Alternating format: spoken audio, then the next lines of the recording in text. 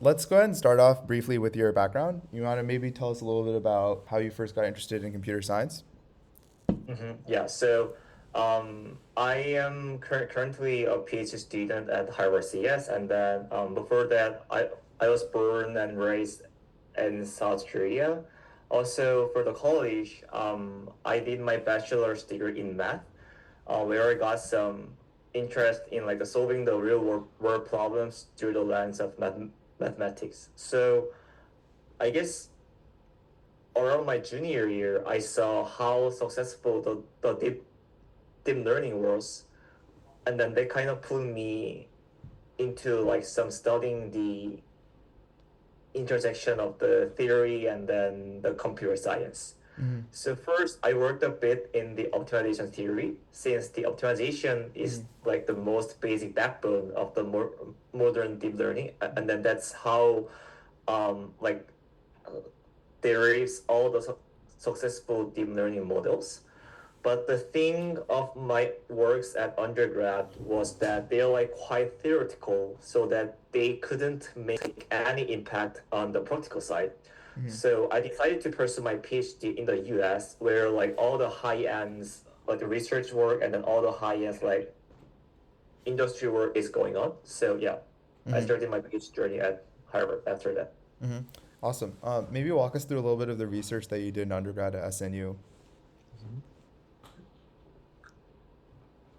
Yeah, sure.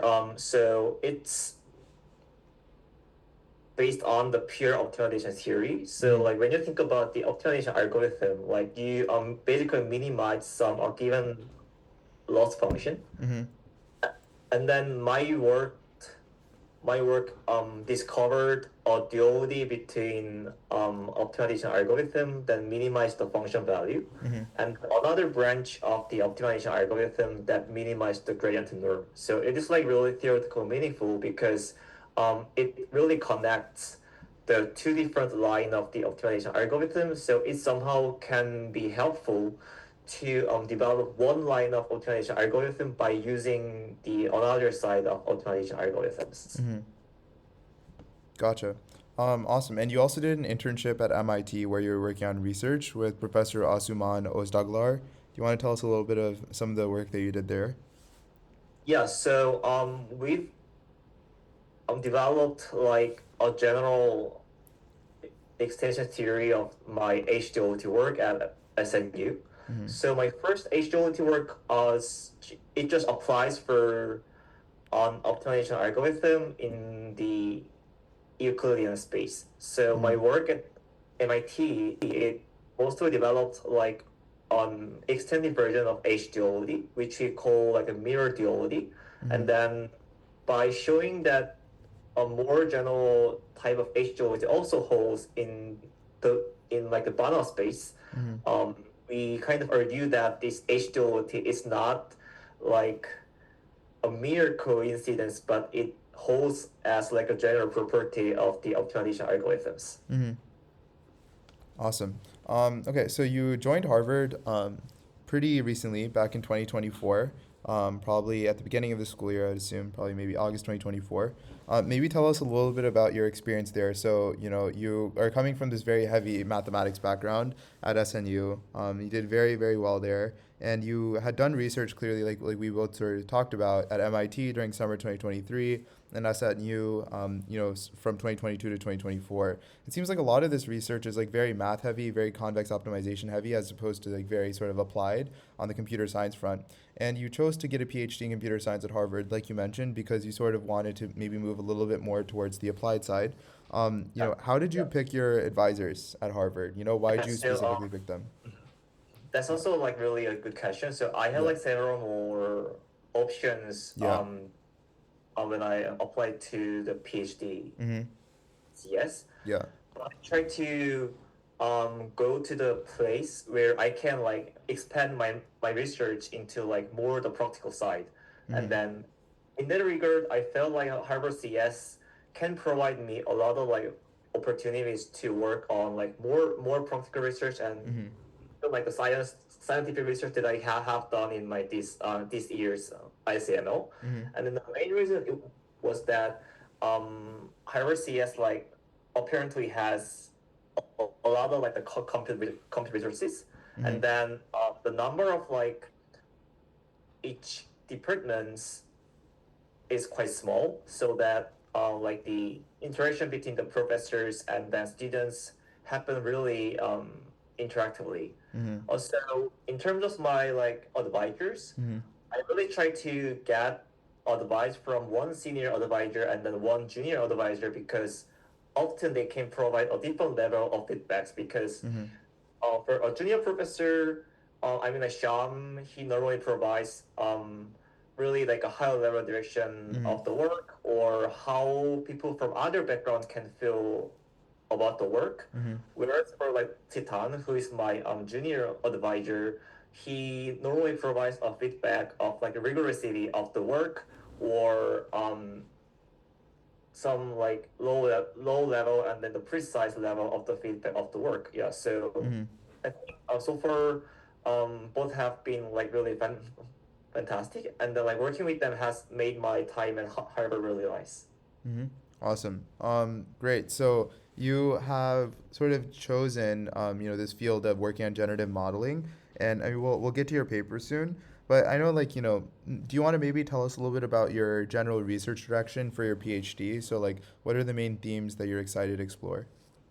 Yeah, so I feel like really want to pursue on like unique direction that can be just done in like a research lab, not can be done in the all kind of like large scale i- industrial labs. Mm-hmm. So the main theme of my PhD um research wouldn't be like really constrained on one or two kinds of like a specific generative models, Mm-hmm. but I try to understand like which generative model can work the best in such kind of like scenarios, Mm-hmm. or um trying to also understand like the fundamental limitations of a specific kinds of like the generative modeling. So in short, I want to like draw a really like large and then high level picture of a different kind of generative modelings, and then their fundamental limitations, as well as how we really like address such limitations. Mm-hmm. Great. So let's go ahead and start by looking into some of the papers that you have, worked on. So, you have a lot of different publications that you've worked on, and I mean, this ranges from, a paper that was ICML 2024, that was a spotlight paper titled "Optimal Acceleration for Minimax and Fixed Point Problems is Not Unique." And more recently, you had two papers at ICML, one on LoRa training and one on, this mass diffusion specific things. So I guess maybe let's go ahead and start off with your paper, the ICML 2024 Spotlight. Do you want to maybe tell us briefly any papers that you're proud of before ICML 2025? Yeah, so that paper was also about like the optimization theory. Yeah. So that paper is also one of extended version of the HDOD that I Mm-hmm. previously mentioned in this podcast. Mm-hmm. So we in the paper we also found that like HDOD it Mm-hmm. can be extended in like other kind of optimization setup, and Mm-hmm. then um, by making some kind of contribution to the fixed point problems, Mm-hmm. which is like another mainstream line of the optimization works, we got on like a spotlight presentation. Yeah. Mm-hmm. Great. And getting more recently into two of your papers, you won an outstanding paper award, which is like one of the six out of the entire conference, for your work called "Train for the Worst, Plan for the Best: Understanding Token Ordering in Mass Diffusions." And so in this work, you pioneered a lot of different really exciting work, including discrete diffusion models. Do you want to maybe talk, briefly about, sort of an overview on some of the research that you worked on?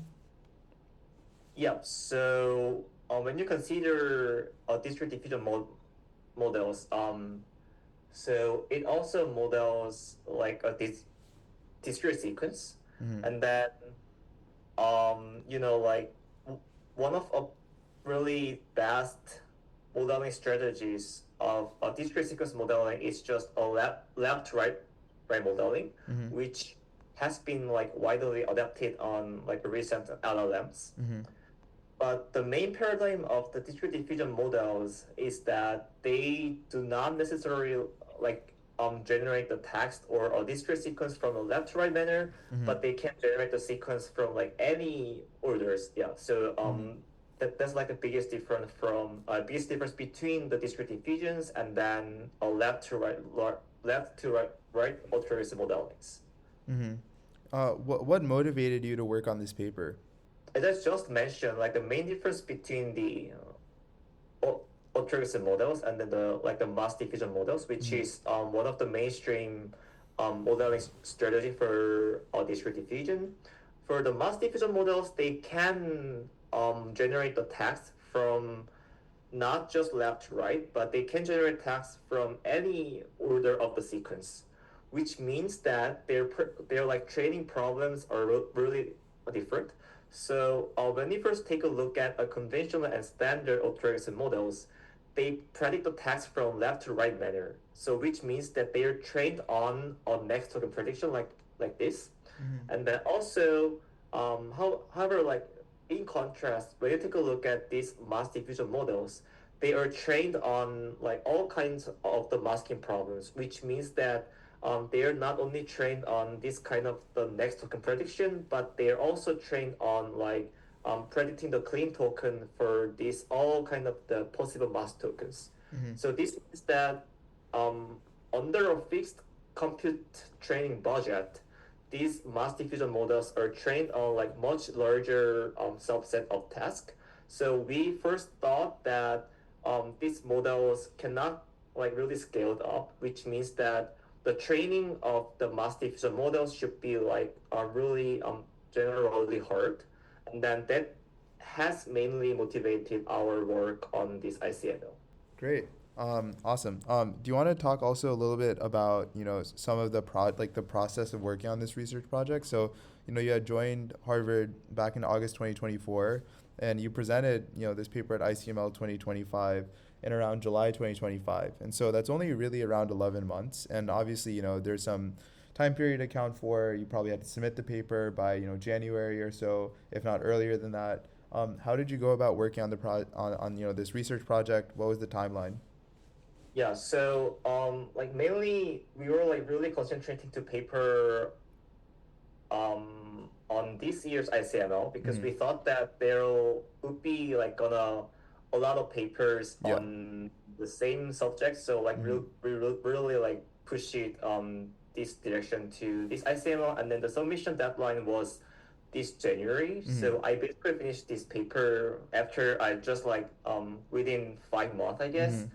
Mm-hmm. Yeah, so it was like a bit extremely stressful because it was like not only my first work at Harvard, but also, it's somehow my first work on the scientific aspect of a diffusion model. So yeah, there were a lot of like new things for me to do, but yeah, Mm-hmm. it anyway went really well. Yeah. Mm-hmm. What do you think are some of the things that you've learned in this process of working on this project and getting it all done in 4 months? Yeah, so I first learned like how to like really communicate with my peers Mm-hmm. because like all of these like kind of CS works they could not have never done with just one person's power and then one person's like really a brain. Yeah. So I like really learned a lot like how to communicate with my peers or my collaborators, Mm-hmm. even my like advisors when I do some like collaborating works, and Mm-hmm. then yeah. So, and then also I got a better understanding how a discrete diffusion model works, and then how we can like usually present those kind of like scientific results. So that I'm pretty sure that my experience on this SML work would help a lot on my other research during my PhD. Mm-hmm. Awesome. So another one of your papers that you also had at ICML this year is LoRa training provably converges to a low rank global minimum, or it fails loudly, but it probably won't fail. Do you want to maybe tell us a little bit about the motivation for this paper? Yeah. So to explain the main motivation of the paper, I will provide a quick overview of the LoRa training. So Mm-hmm. when we like fine tune our large models, the number of the parameters for the like recent large scale models is really large. So we normally use a fine-tuning technique that we call a low-rank adaptation, Mm-hmm. which is abbreviated as LoRa, but there hasn't been that clear theory work on the LoRa training Mm-hmm. that proving the LoRa training really converges to the global minimum really well because um, since the LoRa training just uses the small portion of number of the training parameters compared to like we fine tuning all the parameters, it is not really clear that why the LoRa training really converges to the really good parameter that leads to a better performance, but we kind of prove uh, that a LoRa training like usually converges to a nice point. Mm-hmm. Got it. So in your paper, you prove a lot of different sort of aspects, and I think one thing that it's really interesting is that you argue that zero initialization and weight decay in LoRa training induces this implicit bias towards the low rank small magnitude region of the parameter space. Do you want to maybe tell us a little bit about how you came up with that argument? Yeah. So that's a really good point. And then I think yeah. So like uh, that is what like made us to get a high evaluation in this Mm-hmm. ICML because it kind of like relates what people really do in practice. Mm-hmm. So the main theory result that we have is that so we show that there are one good scenario and the second like a bad scenario for a converging point of the LoRa training. Mm-hmm. But we show that for the second point, it could possibly converge to a bad point, but we empirically show that since like a LoRa training is initialized in a zero bias, um, the second scenario, which is the theoretically grounded, but the second scenario does not really normally happen in practice. Mm-hmm. And then we argue that that's the reason why people have been using LoRa and then it's been successful. Mm-hmm. Great. So I think, one thing that's interesting about this paper is your co-authors, Junsu and Ernest. Like Yeah. Ernest is I think at UCLA, and you had written this paper back while you were still affiliated with SNU. So is this research that you had done during your undergrad time? Is it research that you did during grad school? Maybe a mix of the two? Yeah, so like a Jujutsu, he's a really smart undergrad at SNU. Mm-hmm. And then this project was led by him, so we basically started it from last September. Mm-hmm. So I technically started it as like my side project Mm-hmm. when I just started to my just started my grad school. Mm-hmm. Okay, great. So as you sort of mentioned in this paper, you sort of have these two different regimes that you define. One is the special regime where you have this idealized setup, and the other one is the generic regime when you're talking about the more realistic setups. How did you come up with this concept of like splitting between the two different regimes? Yeah, so we first tried to prove the convergence theorem for the lower training Mm-hmm. by using some previous theories from a metric sensing. Mm-hmm. So we really like naturally came up with these two different regimes while we were trying to provide some theoretical guarantee. Mm-hmm. And then we afterward like realized that this really relates to the what has been happening in the practice. Mm-hmm. Gotcha.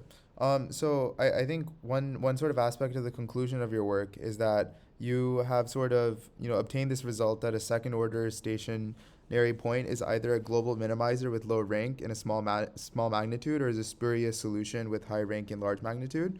Um, and so it seems like the main competitive advantage of your approach is that you have this general condition of restricted strong convexity and smoothness. Do you want to talk maybe a little bit about how your analysis is different than the other analyses? Yeah, so there have been some previous theory works on the lower training, Mm-hmm. but they are either um, presuming that the network is linear Mm-hmm. or a network is like really simple. So Mm-hmm. like those kind of assumptions, like we do not want like a theory work to have like really the restrict sense of assumptions. Mm-hmm. But so we tried really hard to like make those assumptions like really mild, Mm-hmm. um, which resulted in us to come up with a restrict smoothness and then the restrict convexity. Mm-hmm. So really quickly explain about those kind of like restrict notions of convexity and smoothness.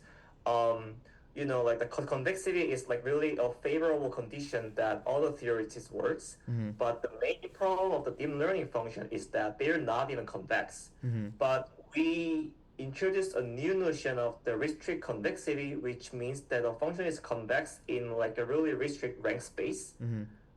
And then that kind of also not only like the addresses the previous assumptions that really relies on the full convexity, because the restrict convexity is the less stricter condition than the full convexity. Mm-hmm. And also we even show that for a certain case of a lower fine tuning, its objective function is indeed restrict convex. Yeah. So yeah, we Mm-hmm. are like really glad that we finally came up with some both like less strict assumptions at the same time the conditions that the real deep learning functions satisfies. Great. And I think one other aspect of your paper is that you talk about, some of the potential, applications. And in one of these applications that you talk about, you mention how, some of the properties of spurious local minima can be used to diagnose and monitor the fine-tuning process.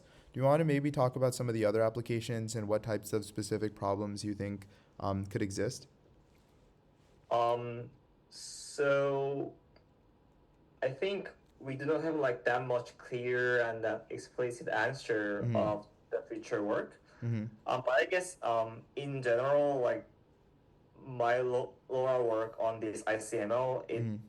provide a comprehensive like scenarios in which lower fine tuning can success or fail. Mm-hmm. So we hopefully can expect that it helps with like this, developing more theoretically grounded fine tuning algorithms. Mm-hmm. Okay, great. Let's also get back into one of the papers that we talked about earlier, which is Uh-huh. this discrete diffusion paper that we talked about earlier.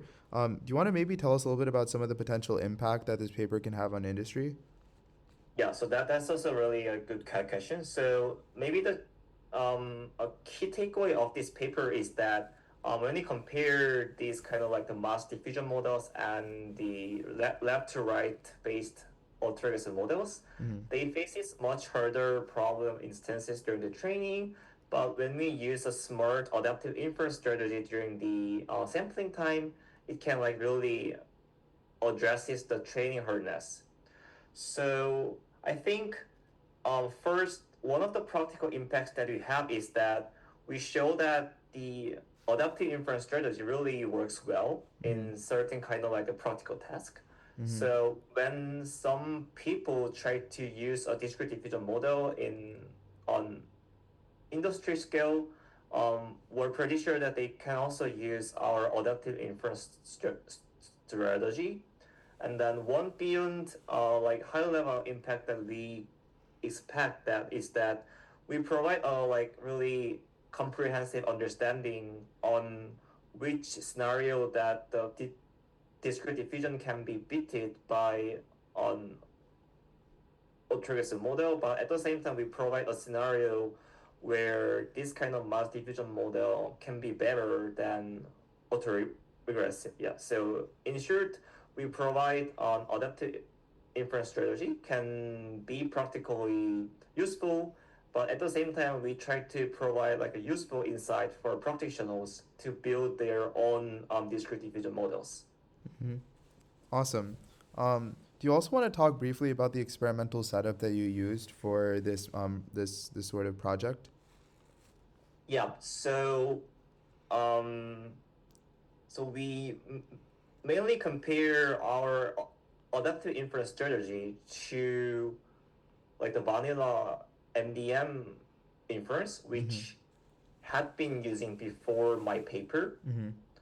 And then we sort of tested our model in a large scale text pre-trained mass diffusion models, which was nearly 170 million scale. And then for our new version of this preprint, we also have nice results on the comparison of the sampling methods in 8 billion scale of models. Yeah. So Mm-hmm. we'll pretty much like confirm that this adaptive strategy can be applied in the large scale model as well. Mm-hmm. Do you think that there's any limitations to these models that you've worked on with the discrete diffusion models?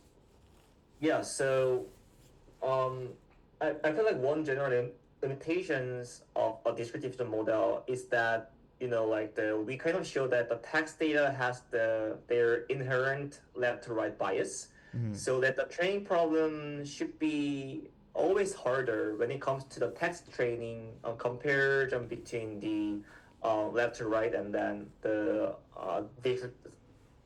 discrete diffusion. So that's the main limitation of discrete diffusion. But at the same time, it tells us that like when it comes to a data domain in which a nice order is not left to right, there is a much amount of potential that MDM can beat its left to right autoregressive counterparts. Mm-hmm. I think one really exciting takeaway from your paper is that you showed that on logic puzzles like Sudoku, using adaptive inference can boost solving accuracy in pre-trained mass diffusion models from under 7% to about 90%, and that can even outperform ARMs with 7 times as much parameters. Why do you think that the increase is this significant, and are there some other domains that or other tasks beyond Sudoku that you might want to apply this to?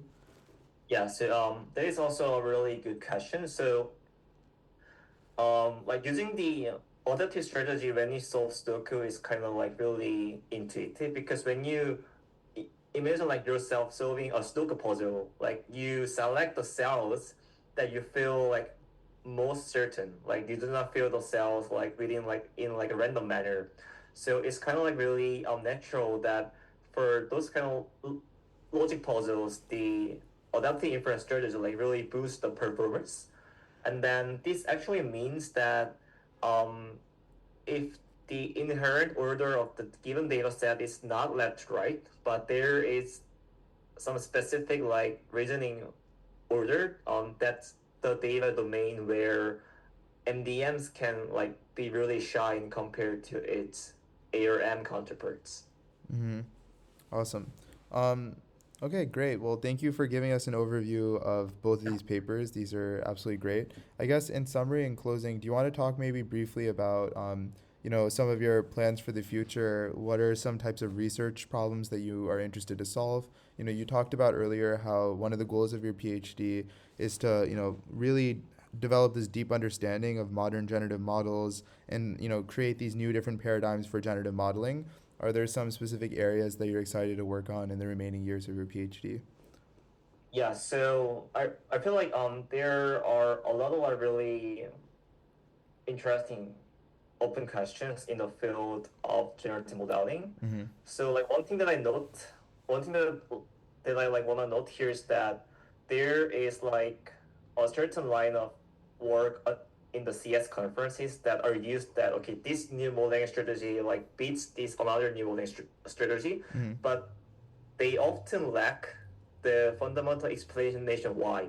Mm-hmm. So I mean, like, yeah, my in general, my goal should be like provide a comprehensive understanding why a certain kind of modeling strategy can beat a certain kind of modeling another like previous strategies, and then how to address those limitations.